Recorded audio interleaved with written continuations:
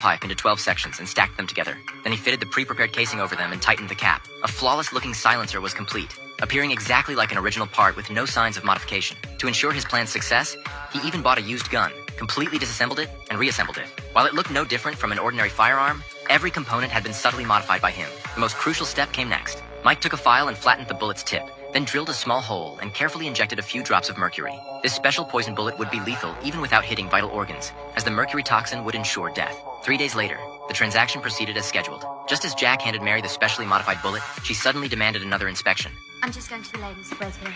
This move made Mike break out in a cold sweat, especially after the restaurant server left and he found himself alone in the vast space. The cautious Mike immediately realized this might be a trap. He quietly slipped his concealed pistol into his pocket and hurried toward the exit. He happened to encounter Mary returning at the door. Okay? I'm fine. You? Just fine. You want a good guy. You never know. Fortunately, she noticed nothing unusual, and the transaction was completed successfully. Clutching the cash, Mike still felt puzzled. Was he really just being overly paranoid? However, he didn't know that Mary had received a mysterious phone call on her way back. Hello? What happened? There wasn't the opportunity. Find one.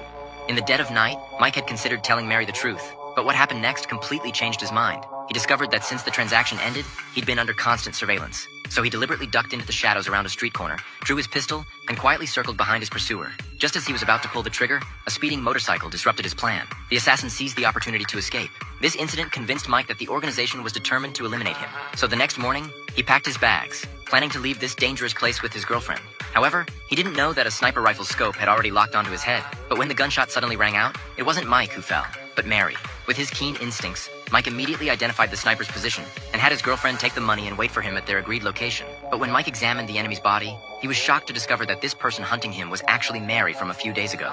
This revelation undoubtedly confirmed his suspicions. The organization was indeed trying to eliminate him completely. He thought hiding in the remote snow plains would help him avoid pursuit, but the peaceful life didn't last long before he discovered unfamiliar footprints in the snow outside his cabin. He immediately took his girlfriend to hide behind cover. Almost simultaneously, a bullet whistled past. Through calm observation, Mike spotted the enemy occupying the high ground on the slope. He silently repositioned himself and fired decisively at the optimal moment, successfully taking out his opponent. However, Mike's next action was baffling. He first told his girlfriend to go inside and have some KFC, but as soon as she turned around, Mike coldly killed her from behind. He firmly believed his girlfriend was also an assassin sent by the organization. After all, besides his girlfriend, no one knew his hiding place, which proved that she was the informant who had leaked his location.